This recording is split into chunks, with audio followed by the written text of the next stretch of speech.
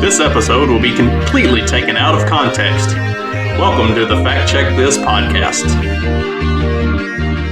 All right, Fact Check This podcast, episode 42, and today we get to talk about not going down the rabbit hole. And if any of you actually know me, going down the rabbit hole is a personal favorite pastime of mine. And for me, I refer to it in a different way. For me, going down the rabbit hole, I'll see something random, and it'll take like 17 leaps through, and then I'll just blurt something out that's related to this thing that I saw. And the thing that I saw and the thing that I said seemingly have no connection. So then I have to connect the dots from how that thing connected to this movie and this song and this TV show and this comic book and then this other thing to get to the thing that I said out loud. So that's going down the rabbit hole for me. And if you've ever been around me when I go down the rabbit hole, it's entertaining, I suppose. Usually it's just confusing, but the connecting the dots is usually entertaining. But in this case, going down the rabbit hole is something much more sinister. According to a opinion piece in the New York Times by Charlie Warzel, it says, "Don't go down the rabbit hole. Critical thinking as we're taught to do it isn't helping in the fight against misinformation." And it goes on to give a kind of a detailed explanation of what he's talking about with this and So in essence, the problem that he lays out is that we're taught that in order to protect ourselves from bad information, we need to deeply engage with the stuff that washes up in front of us. So we need to, when we see something that seems odd or seems off or that we don't necessarily agree with, if you're taught proper critical thinking and assessment skills, you'll look at that thing and you'll dig into it and you'll start to see what is it that makes that wrong. How is it that this is not connecting, like I talked about with going down the rabbit hole in my scenario, like why are the dots not being connected for this particular piece of information? And basically what they get down to in the gist of this article is that you're not smart enough to engage with this information on your own, that you are not intelligent enough to actually find the connections and figure out how to dispel this stuff. So if something comes across that doesn't agree with your particular worldview or your particular opinion on a topic, then you should just ignore it altogether. It's not worth your time. That's another thing that they talk about, is that time is our most valuable asset, and that we all have just a finite amount of time. And so you shouldn't be wasting your time digging into and looking at these things that don't seem right to you. You should just offhand dismiss them because they are clearly wrong, and you don't want to waste your precious time trying to find out if they are or aren't wrong. So surround yourself in a bubble. Make sure that you live in this beautiful echo chamber of only the things that you believe and that you think are right. And by that, only the things that they tell you are right. You have to surround yourself with those things, and don't even waste your time exploring any of the things outside of that bubble, because those clearly are wrong. And they are racist, they are conspiracy theories, and just nonsense that you can't have infecting your brain and making you think things that aren't true and having you succumb to false information. And it's all a load of horseshit. That's exactly what it is. Anybody with half a lick of sense can sit down and look at any of the information being presented. For instance, I talk about it all the time, but all of the information that's being presented with COVID statistics, like if you have even a modicum of common sense and a little bit of statistical understanding, you can look at this stuff and very, very clearly see that none of it makes sense the way they're talking about it. Like, there are things that are going on. And that's why critical thinking is infinitely important, way more important than the New York Times or any of the mainstream media that are giving you the information. Finding the information for yourself is where it has to be, because that's the only way you're going to get down to the core of what's actually going on and learning what is and isn't true in all of this stuff. That they refer to it as a I'll find the exact quote right quick. Well, maybe. Resist the lure of rabbit holes, in part by reimagining media literacy for the internet hellscape we occupy. It's an internet hellscape. It's all horrible. None of it's true, except for what they give you and tell you is true. Don't bother with any of that other stuff. Fee, Zero Hedge, AEIR, Mises Institute, the places that are actually doing real economic and world research into these topics and looking at stuff and the way it actually works in real practice. Ignore all of those. Those aren't trusted sources. You have to stick to the New York Times, CNN, the Washington Post, and all of your trusted news outlets, because they will tell you the truth, and you shouldn't even try to look for anything outside of that. And it'll take me to a conspiracy theory sounding type thing. I was talking about this with my wife the other night. The whole Common Core math thing. Common Core math is infinitely harder, as far as I can tell. And look, if you're a math teacher and you've managed to figure this out, and you can show me how it's actually easier than doing math the normal way that we were all taught years and years and years ago, then I am open to a lesson. Like do not claim to be 100% right on anything that I say. I am always open to being told differently and being shown where I'm wrong. But I can do like advanced trigonometry and calculus and statistical analyses, and it's all infinitely easier than trying to figure out this fucking Common Core math bullshit. The way they have turned this into some insane juggling act just to get what should be an easy answer, I think it is deliberate. It is done deliberately because it makes math not fun. None of my kids like math because of the Common Core bullshit. When I sit down with my kids and I teach them how to do math the way I learned how to do math, they understand it. It's easy. It makes sense. They get it.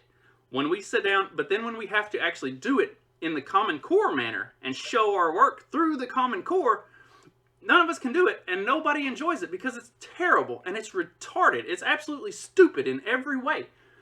So my theory on this is the whole purpose of the Common Core is to make math not fun. And if math's not fun at a young age, then kids aren't going to pursue math as they get older. And math at its core, and I know there are people who don't think that the principles that you learn in advanced mathematics actually apply to life. They really do in a lot more ways than what you realize. And the big thing that I learned from taking advanced, trig, calculus, statistics, that kind of stuff, is that if you can learn how to solve a math problem, you can learn how to solve just about any problem life throws at you. And it really is that simple. And for people that talk about how, so this younger generation doesn't know how to budget, they don't understand money, all of this stuff, it's because they suck at math. If people put more energy and time into math, if math was made to be something that's fun and engaging and easy to learn and understandable, then people will engage more with it. And the more they engage with it, the more they learn and expand their knowledge base. Because once you learn how to solve problems, then you can figure out anything. The whole world opens up to you. And it's all rooted in learning how to solve for X. It's really that simple. So it's my theory that they are making it hard to do math, because by making it hard to do math, you kill that desire to learn, and you kill that desire to engage in critical thinking and problem solving, and it makes everybody stupider. We are progressively getting worse as a society, educationally. Since the inception of the Department of Education, our educational levels, our ratings as a country around the world have progressively gone down, specifically in math and science fields. It's all part of a plan to make us stupid and to make us more pliable. The dumber you are, the easier you are to control. And that's what articles like this get down to. They think that you are dumb. They want you to believe that you are too dumb to figure this out for yourself. And they don't want you to engage in critical thinking. They just want you to be easily controlled. And carrying on with something that hits a little closer to home, at least for me specifically, I'm looking at an article from Reason Magazine from this past week that says the Indiana Senate on Tuesday voted 37-8 to pass a bill that would give the government broad powers to seize assets from people suspected of unlawful assembly, which, under state law, is defined as an assembly of 5 or more persons whose common objective is to commit an unlawful act or a lawful act by unlawful means. And if that sounds hazy, that's because it is. Perhaps intentionally so. The one thing that we know is that vague laws are often enforced as broadly as they possibly can be, says Sam Gedge, an attorney at a legal nonprofit Institute for Justice. And civil forfeiture is often enforced as much as it can be because the government stands to profit. So basically what this bill says is that if they... this is like the red flag law for just average human beings. If you don't know what the red flag laws are if somebody suspects that you mean to do harm or you're mentally unwell or blah, blah, blah, blah, blah, they can come and they can take your guns away. So this is basically saying that if you are unlawfully assembled, which who the fuck knows what that even means? And because it's not defined as what unlawfully assembled means. I mean, an assembly of 5 or more persons whose common objective is to commit an unlawful act or a lawful act by unlawful means. What the fuck does that even mean? And not that it matters, because what it really means is they will use this to basically treat it as a red flag laws for just basic human interaction. So let's say that the Republicans here in Indiana continue to be complete total fucking pussies and don't actually do anything to limit the governor's dictatorial powers, which there is a bill that's going through the House to try to take away his powers. But the Republicans in this state are fucking spineless pussies. I have absolutely no faith or hope that that is going to get passed because they don't have the political will to do it. They're all spineless. I will say spineless 7 million times to define these fuckers because that's exactly what they are. And so if they don't take away his total tyrannical rule over the state in the name of COVID, like, we did not have a Republican governor here in the state of Indiana. We just had another fucking tyrant dictator like all the Democratic states did. He just happened to have the R next to his name, but he was no different than any of them. If they don't take his powers away and he decides to keep extending these mandates that for some reason we still have in place, then they can use that to say that you are unlawfully assembling. And then they can come in and they can take all your shit. They can seize everything that you have. Take all your guns, your money, anything of value. They'll just take it all because you were doing something unlawful. And this is total fucking bullshit in every way, shape, form, and fashion. And it's government overreach at the highest levels. Everything about civil asset forfeiture is a complete overreach every time that it's used. And like, I don't understand how there isn't more pushback on this and how especially Republicans can continue to support this type of legislation, because Republicans are largely the ones who own the guns. And if you haven't figured it out, the specific thing that this is going to be used for is to take away your fucking guns. And if you haven't figured it out, the Republicans don't give a good goddamn about you. They are all about what keeps them in power. Talked about this last week. They don't care. They are all about what keeps them in power. Which means, Republicans are not conservatives. Republicans are not they are not about freedom or liberty or any of that shit. Republicans are not trying to uphold the Constitution. Republicans are only out for what keeps them in power. And what keeps them in power is being progressive enough that you keep falling for it. That's what it boils down to. They are progressive enough that you don't see how progressive they are. They're not the radical $15 an hour minimum wage, universal health care, blah, blah, blah. They're $10 an hour minimum wage and putting all these rules and restrictions on you that it's not exactly socialism, but it's just a step below. But the way they word it and treat it, unless you actually take the time to look at it and dig into it, you wouldn't know what they were doing. And that's unfortunate, because at the first part of this, I was talking about how hypocritical it is that the New York Times basically says you're too stupid to go and research things and learn about stuff for yourself. And now I'm going to say the reason that Republicans continue to get away with this is because Republican voters are too stupid to realize what's going on and to do anything about it, because they won't go and research and look at this stuff for themselves. So, I mean, maybe the New York Times is onto something. Fuck, I might need to go back and delete the whole first half of this.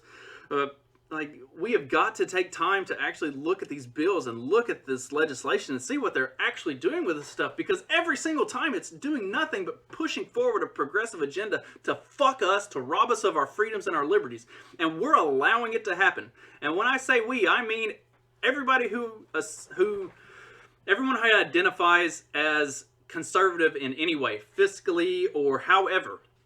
If you are letting the Republicans continue to get away with this shit, you are every bit as guilty of it as the fucking Democrats who vote for those who are outwardly pushing for progressive ideals and socialism. If you continue to back these terrible incumbents that have not done anything to protect you or to help you, you are 100% culpable of this as well. We have got to wake the fuck up and get these bastards out. I got way more heated than I intended to, and I'm going to wrap on that before I really start saying stuff that I shouldn't. But, folks, it is time to stand up and tell these motherfuckers no. We're not going to sit by and take this anymore. Stop voting for them. Find somebody that you know and trust and tell them to run against one of these bastards. Get these incumbents out, because none of them stand for us. None of them support us. I'm going to run for something. The Libertarian Party of Indiana is trying to put up somebody to run for literally every open position that we can in 2022 and 2024. We want to fill the ballot up with alternative options so that people don't have to keep voting for the same piece of shit Republican or the same piece of shit Democrat. They can vote for somebody that actually gives a damn and wants to help. That'll do it. Hope everybody has a good rest of your week. Have a good weekend, and I will be back next week. Enjoy.